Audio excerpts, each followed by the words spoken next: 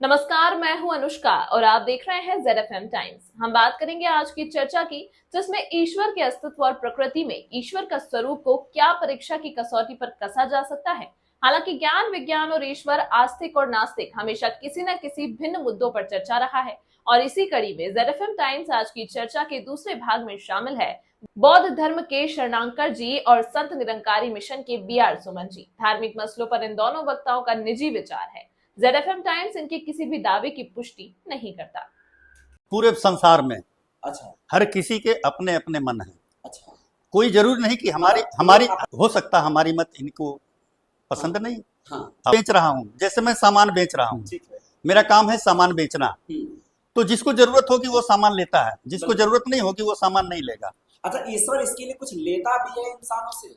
ईश्वर क्या लेता है? ईश्वर को हम क्या दे सकते हैं? उसने हमें सूरज, चांद, सितारे दिया है, धरती दिया है, जल दिया है, अग्नि दिया है, पानी दिया है, हवा दिया है, आकाश दिया है, 9 प्रकृतियां हमें इसने दिया है। तो हम इस परमात्मा को क्या दे सकते हैं? नहीं, ये तो हमें देता है। जैसे कहने का मतलब, आपने किराए के मकान के बारे में आपने बात किया कि किराए का जो मकान है, उस मकान का एक मालिक है। जी हाँ, उस जी हाँ। मकान मालिक को किराया चाहिए होता हाँ है। जी, हाँ जी। वो आपको अपने कमरे में रहने दे रहा है, स्वतंत्रता दे रहा जी जी है, जी जी। तो हाँ उसको कुछ न कुछ चाहिए, उसको हाँ किराया हाँ, चाहिए। ईश्वर को भी चाहिए। ईश्वर ईश्वर को अब क्या चाहिए? जी ईश्वर को ये चाहिए कि वो मेरा शुक्राना करे। अच्छा वो बंदा जो है मेरा शुक्राना करे। तो ईश्वर जो है, यानी कि जो सुप्रीम पावर वाला, वो ऐसी ऐसी शक्ति ऐसा दे कि लोग ऑटोमेटिक उसका शुक्राना करना शुरू कर दें। हाँ ऐसा हो सकता है क्या? हाँ, बिल्कुल हो सकता है। तो फिर ऐसा क्यों नहीं हो रहा है? जब उसे अगर मुझे पैसा चाहिए, मुझे मालूम है कि एक बॉक्स पड़ा हुआ है, अगर उस बॉक्स का मैं ताला खोल दूंगा तो सारा पैसा मेरा हो जाएगा, तो मैं उसमें मेहनत क्यों करूं? क्यों किसी को कहूं कि भाई 1 रुपया तू लेकर आ, 1 रुपया तू लेकर आ, तब ऐसे आए? देखिए, पैसा क्यों नहीं किया? उसमें जो है निगेटिविटी और पॉजिटिविटी, ये दोनों चीजें होती है। अच्छा, हर कोई नेगेटिव नहीं हो सकता, हर कोई पॉजिटिव नहीं हो सकता। कुछ लोग गॉड को भी मानते हैं, तो कुछ लोग शैतान को भी मानते हैं। जी हाँ, कुछ जी हाँ। भगवान को मानते हैं, कुछ शैतान को। शैतान एक को भी। शब्द मैं आपको बताऊं, ल्यूसीफर।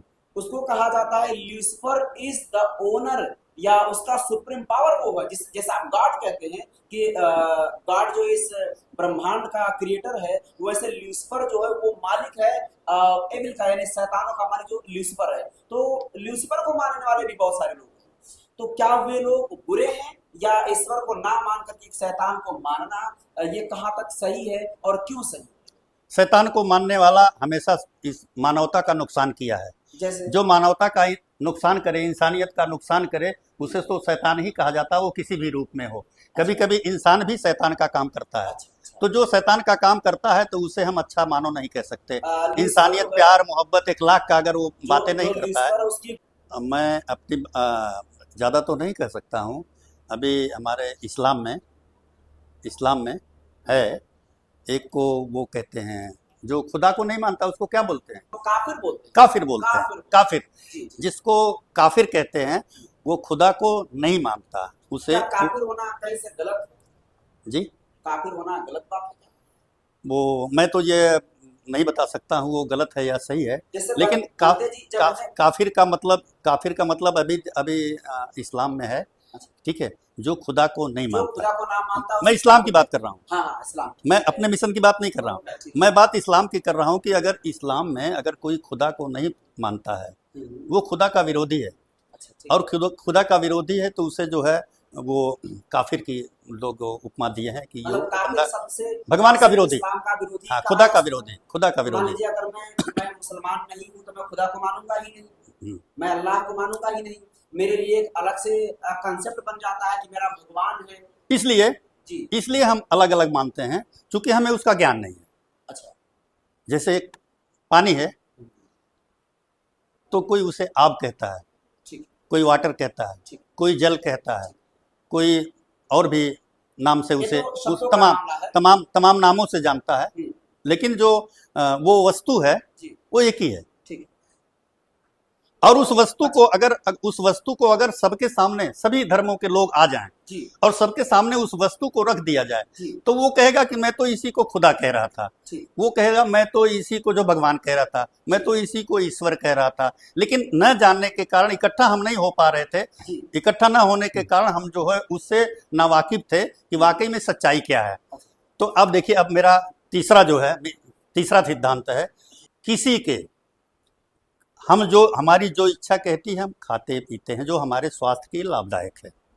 ठीक है, हमें किसी के खाने पीने पहनने पर कोई निंदा नफरत नहीं करनी है, लेकिन हमें नशे से सर्वथा वर्जित रहना है। क्या क्या मांस खाना उचित है? अब वो अपनी अपनी मान्यता है। नहीं, देखिए, वैसे तो जीव हत्या करना नहीं चाहिए, नहीं जीव हत्या जो है नहीं करना चाहिए, लेकिन कुछ ऐसे प्रदेश हैं, कुछ ऐसे देश हैं जी जहां आपको वेजिटेरियन नहीं है, ठीक वेजिटेरियन की व्यवस्था नहीं है। जहां उपलब्ध है, जी जहां वेजिटेरियन की व्यवस्था है, हम्म, जो हमें मिल सकता है, आसानी से मिल रहा है, तो हमें उसका सेवन करना चाहिए। वैसे भी ये जो खाना है पीना है, ये मेडिकल पॉइंट है। अगर किसी डॉक्टर के पास आप चले गए, आपको ये कह दिया कि आपको इस विटामिन की कमी है, आपको ये चीज़ खाना चाहिए, क्या विटामिन सिर्फ जानवरों से ही प्राप्त की जा सकती नहीं, कुछ ऐसी चीज़ें हैं जो कि वहीं से मिल सकती है। जैसे? तो अगर डॉक्टर कह रहा है, डॉक्टर कह रहा है, तो हमें उसको मानना पड़ेगा। ये मेडिकल विषय है, ठीक। ये आध्यात्मिक विषय नहीं है। जो भोजन है, खाना है, ये आध्यात्मिक विषय नहीं है, ये मेडिकल विषय है। अगर डॉक्टर ने आपको सलाह दिया, एडवाइस किया है जी कि आपको जो है ये चीज़ खाना है तो आप स्वस्थ रहेंगे, तो हमें उसको खाना। अगर नहीं खाएंगे तो शायद वो हमारी बीमारी खत्म नहीं हो सकती। चौथा है, जी हमारे यहाँ चौथा सिद्धांत है कि हमें गृहस्थ जीवन में रह करके जो हमारी गृहस्थ की जिम्मेदारियां हैं, जी हमारी जो गृहस्थ की जिम्मेदारियां हैं, उस गृहस्थ की जिम्मेदारी को निभाते हुए हमें परमात्मा का शुक्राना करना है। हमें वेशधारी साधु संत फकीर बन करके समाज पर बोझ नहीं बनना है। इनका अपने, मैंने कहा कि मैं किसी धर्म का विरोध नहीं करता हूँ, अच्छा। इनके अपने धर्म की मान्यता है, तो भंते बौद्ध जी धर्म की, बताएं- बौद्ध धर्म की, बताएं देखिए, गृहस्थ जीवन छोड़ने बौद्ध का धर्म कारण- की देखिए, एक मान्यता है। मार साहब का सम्मान करते हुए जी लेकिन यह बताना चाहता हूँ, भगवान बुद्ध ने कहा, भगवान बुद्ध को बाबा साहब ने गुरु माना, बाबा साहब ने कहा, जी हे कलामो, किसी बात को इसलिए मत मानो जो सदियों से होता चला आया है, जी किसी बात को इसलिए मत मानो जो बहुत लोग कहते हैं, जी किसी बात को इसलिए मत मानो जो स्वतः वेद ग्रंथ प्रमाण है। जी हर एक बात को दिमाग की कसौटी से कसो, जो बात खरी ना उतरे, जो बात बहुजन हिताय बहुजन सुखाय की ना हो, जो बात स्वयं आपके हित की ना हो, वह बात मानने की जरूरत नहीं है। मतलब लेकिन हम अगर ये कहते हैं लेकिन हमारे आप लोग गृहस्थ जीवन छोड़ दिए हैं तो तो गृहस्थ तो जीवन आपके लिए हमारे सही लोग जैसे मास्टर साहब जैसे लोग पढ़े लिखे लोग हो के जी और उस चीज को कसौटी पर नहीं कसे, बस लकीर के फकीर मान लिए कि वह ईश्वर है, ईश्वर ही पैदा किया, ईश्वर ही मारेगा, ईश्वर ही सब कुछ दिया है। अब बाबा साहब चार बेटा बेटी पत्नी का बलिदान दे के आपको एक चपरासी से लेकर राष्ट्रपति तक का ज्ञान दिया। आपने रुपया कमा के सब निरंकार को समर्पित कर दो। तुम्हारे बच्चे क्या खाएंगे? अपने बच्चों को मत पढ़ाओ, आपके बच्चों को जज एक मिनट, जज कलेक्टर वह ईश्वर बना देगा। जब ईश्वर के भरोसे तो मार साहब सुनिए, आपने बोला मैं डिस्टर्ब नहीं किया। तो ऐसे हमारी समाज के लोग अपने लोगों को आगे नहीं बढ़ने देते हैं आज भी। इस अपनापन वाली बात नहीं हाँ, है। इस यहाँ तो आप विरोध कर रहे हैं, हम विरोध नहीं कर रहे हैं। सिर्फ इतना है तो- कि आप गृहस्थ जीवन जो त्याग दिए हैं, सुनिए, उसको बता रहा हूँ। हाँ, उसी को बताएं। हम जैसे अपने यहाँ मार्केट में जाते थे, लोगों से कहते थे महाराज धनकार धनकार। उन्होंने कहा कि आप बहुत अच्छे महाराज हैं, ज्ञान ले लीजिए। हम कल जैसे मार साहब ज्ञान की बात कर रहे हैं, इनका ज्ञान मैं ले रहा हूँ। जी जी तो उन्होंने कहा कि मैं ज्ञान नहीं दूंगा, ज्ञान देने वाला दूसरा है। ठीक है। और मार साहब आपसे इजाजत चाहता हूं कि अगर आप इजाजत दे तो ज्ञान को मैं बताऊं। जब निरंकार की असलियत को टटोलने के बाद इस दुनिया में शुद्ध धम्म मिला तो बौद्ध धम्म मिला। मैं कटाक्ष नहीं कर रहा हूं, लेकिन आप हमारे हैं, किसी के बहकावे में आप बाबा साहब की सारी संपत्ति सारा त्याग आपने लेके और समर्पित कर रहे हो ईश्वर को। ईश्वर को नहीं, वो तो आपने विरोध कर दिया। हम विरोध नहीं कर रहे हैं। विरोध नहीं, मैंने आपके धर्म का जो है, जिस धर्म को नहीं आप करिए, मान रहे हमारे हैं, धर्म आपको मैं जगह है सम्मान तो करिए। मैं तो सम्मान कर रहा हूँ। देखिए मार साहब, मैं वह व्यक्ति हूँ मैं दो तो- चीज लड़ता तीसरे की उत्पत्ति होती है। मैं तो आपका सम्मान कर नहीं, रहा आप हूँ। जानते हो ऐसा नहीं हमारे कि मैंने बारे में आपका विरोध बताइए किया। मैंने अपने मैं अपने दिल्ली मिशन के लखनऊ तक सिद्धांत संगत को बताया। किया। मैंने अपने मिशन के सिद्धांत को बताया। आप अपने देखिए, मैंने त्याग अपने स्वेच्छा से किया, जी ना हमें किसी से कष्ट था, ठीक ना कोई था। ठीक जैसे आप जैसे विद्वानों की संगत मिली। जी त्याग का मतलब क्या होता है? जी, जी। हो सकता किसी पूर्व जन्म का हमारा ऐसा रहा कि हम यहाँ तक हैं, हो सकता हम त्याग करें, अगला जन्म हमारा और कुछ हो। पूर्व जन्म ऐसा कुछ होता है डॉक्टर साहब आपके शब्दों में? क्या पूर्व जन्म में ऐसा कुछ संभव है? आपने पूर्व जन्म का नाम लिया है तो जी। वो हाँ। सवाल आप ही से आप कर सकते लिया हैं। हूँ। तो जैसे बात आती है कि छित जल पावक गगन समीरा, पांच रचित बन अधम शरीरा। ऐसे शब्दों में बयां करें जिससे सबको पता चले, क्योंकि दोहा और और देखिए दोहा हो संस्कृत यहाँ हो, ऐसा कुछ हमारे नहीं। यहाँ भगवान बुद्ध ने कहा 5 चीज नहीं 4 तत्व से शरीर बनी है।